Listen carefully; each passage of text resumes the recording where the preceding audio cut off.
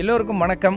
இந்த வீடியோவில் நம்ம திருமயத்தில் இருக்கிற கோட்டை தான் முழுவதுமாக ஏறி இறங்கி சுற்றி பார்க்க போகிறோம். இது எங்கே இருக்குது அப்படின்னு பார்த்தீங்கன்னா, புதுக்கோட்டை மாவட்டத்திலேருந்து ஒரு 20 கிலோமீட்டர் தொலைவில் காரைக்குடி போகிற ரூட்டில் இருக்குது. இந்த இதுக்கு நம்ம வரணும் அப்படின்னா பஸ் இருக்குது, பஸ்ஸுலேயும் வரலாம், அல்லது நம்ம சொந்த வாகனத்தில் வந்தோம்னா நமக்கு பார்க்கிங்லாம் தனியாக இல்லை, நம்ம ரோட்லேயே நிப்பாட்டிட்டு தான் இந்த கோட்டையை வந்து சுற்றி பார்க்கணும். சின்ன பிள்ளைங்களெல்லாம் கூட்டிகிட்டு வந்தீங்கன்னா இங்கே பார்க்கோ மற்றபடி விளையாடுறதுக்கோ அதெல்லாம் கிடையாது. ஆனால் எப்போயுமே செல்ஃபோனே பார்த்துக்கிட்டு இருக்கிறதுக்கு பதிலாக இந்த மாதிரி இடத்துக்கு வரும்பொழுது அந்த காலத்தில் மன்னர்கள்லாம் எப்படி இருந்தாங்க, அவங்கெல்லாம் எப்படி ஆட்சி பண்ணாங்க, எப்படி கோட்டைகள் கட்டி வாழ்ந்தாங்க அப்படிங்கிறதெல்லாம் நம்ம இந்த மாதிரி இடங்களுக்கு வரும்போது தான் தெரிஞ்சுக்கிற மாதிரி இருக்குது. ஆனால் இதில் கொஞ்சம் வயசானவங்கலாம் வந்தாங்கன்னா ஏறுறது கொஞ்சம் சிரமம். ஏன்னா மலை மேலே ரொம்ப நட்டுக்குத்தலாம் படிக்கட்டெலாம் இருக்குது, அதில் ஏறுற மாதிரி இருக்குது. ஆனால் ஆர்வமாக இருக்கிற வயசானவங்களாம் வந்தாங்கன்னு, வயசானவங்களாக இருந்தாலும் ஆர்வமும் மேலே என்னென்ன இருக்குது அப்படின்னு பார்க்கணும் அப்படின்னு நினச்சாங்கன்னா நிச்சயமாக இங்கே வந்து பார்க்கலாம். அந்த 2 பாறை இருக்குது. அந்த பாறை பார்த்திங்கன்னா எந்த பிடிமானமுமே இல்லாமல் இருக்குது. இப்போ இந்த பாறை பார்த்திங்கன்னா எந்த பிடிமானமுமே இல்லாமல் நிற்கிது. வந்து ஒரு பெரிய ஒரு ஆச்சரியமாக தான் இருக்குது. இது எல்லாருமே அங்கே நின்று ஃபோட்டோ எடுத்துகிட்டு போயிட்டு இருந்தாங்க, அதை நம்ம பார்த்தோம். நம்ம இங்கே வந்து பார்க்கும் பொழுது தான் நமக்கு என்ன தெரியுதுன்னா, இப்போ தான் மனிதர்கள் வந்து ரொம்ப நிம்மதியாக அமைதியாக வாழ்கிறோமோ, அப்போல்லாம் ரொம்ப பயந்துக்கிட்டு தான் வாழ்ந்திருக்காங்க. ஏன்னா இவர் வந்து ஒரு சிறிய மன்னர் தான். ராமநாதபுரத்தை ஆட்சி பண்ண ஒரு விஜய ரகுநாத சேதுபதி அப்படிங்கிற ஒரு மன்னர் தான் இந்த கோட்டையை கட்டியிருக்காரு. அப்போ அந்த காலத்தில் என்ன பண்ணியிருக்காங்க, மக்கள்லாம் வந்து மன்னர்களாக இருக்கட்டும் மக்களாக இருக்கட்டும் ரொம்ப பயத்தில் எதிரிகள் நிறைய இருந்திருக்கிறாங்க. அப்போ நினச்சா போர் புரியலாம்ல.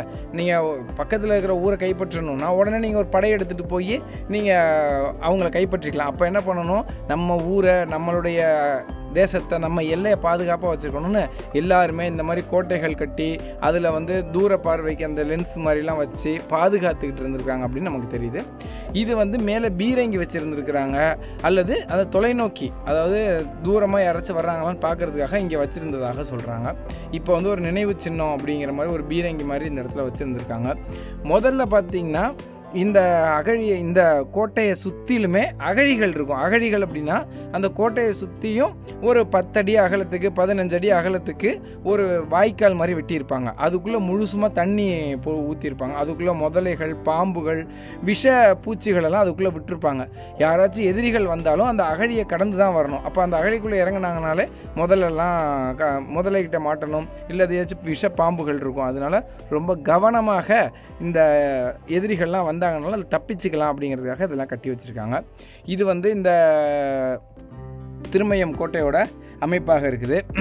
இந்த கோட்டையில் பார்த்திங்கன்னா முன்னாடி வந்து இங்கே உபயோகப்படுத்தின உடைவாள்கள், பீரங்கிகள், அப்புறம் பீரங்கி குண்டு, பெரிய பெரிய பூட்டுகள், அப்புறம் அந்த போருக்கான உடைகள், இது எல்லாமே இங்கே இருந்திருக்கு.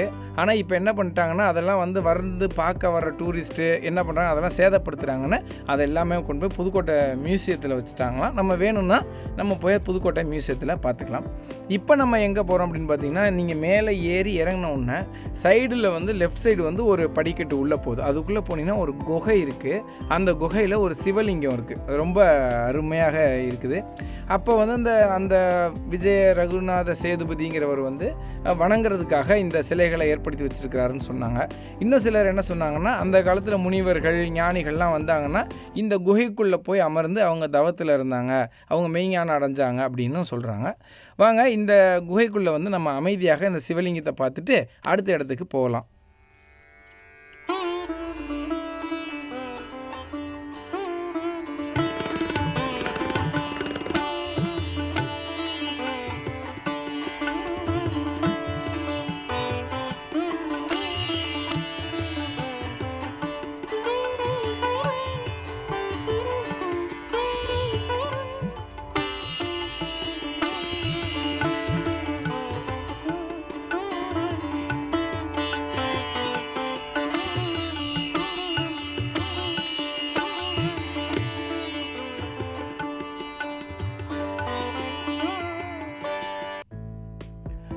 வாங்க இப்போ வந்து நம்ம அடுத்த இடத்த போய் பார்க்கலாம்.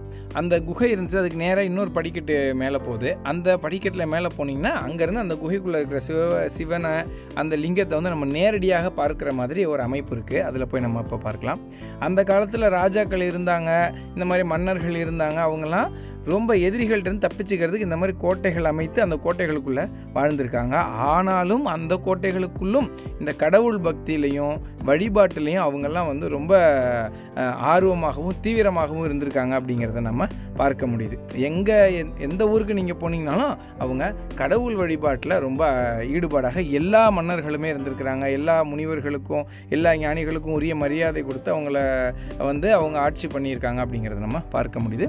இங்கே பார்த்தீங்கன்னா இப்போ பாருங்கள் எவ்வளோ அழகாக இருக்குது பார்த்தீங்களா, பெரிய மலை, அந்த மலை மேலே வந்து கோட்டை, அதுக்கு கீழே ஒரு குகை, அந்த குகைக்குள்ளே ஒரு லிங்கம், ரொம்ப அற்புதமாக இதை வந்து கட்டி வாழ்ந்துருக்கிறாங்க.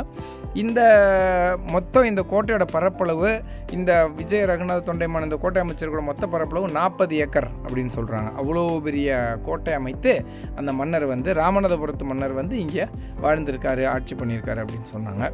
இது வந்து நம்ம ஒரு நாள் ட்ரிப்பு, அதாவது நம்ம திருப்பத்தூர் போகிறோம், இல்லை அந்த சைடு மதுரை போகிறோம், புதுக்கோட்டை வழியாக ராமேஸ்வரம் போகிறோம், காரைக்குடி போகிறோம்னா வழியில் ரோட்டு மேலே இருக்குது, ஹைவே போயிட்டுருக்கு. ஹைவேல அப்படியே நீங்கள் திரும்பினீங்கன்னா ஒரு 2 கிலோமீட்டர் தொலைவுலேயே இந்த கோட்டை இருக்குது. இதுக்கு நம்ம தனிப்பட்டு நம்ம போகணும்னு அவசியம் கிடையாது.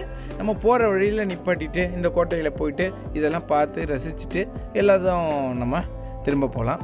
ரொம்ப அற்புதமாக இருக்கும், ஒரு புது எக்ஸ்பீரியன்ஸாக இருக்கும். எப்போ பார்த்தாலும் நம்ம ஆறுக்கும் ஒரு ஃபால்ஸுக்கும் ஒரு கடலுக்கும் போகாமல் இந்த மாதிரி புது புது இடங்களுக்கு போய் இந்த மாதிரியான கோட்டைகள்லாம் பார்க்குறது ரொம்ப அற்புதமாக இருக்கும். மீண்டும் ஒரு பதிவில் சந்திக்கலாம். வணக்கம்.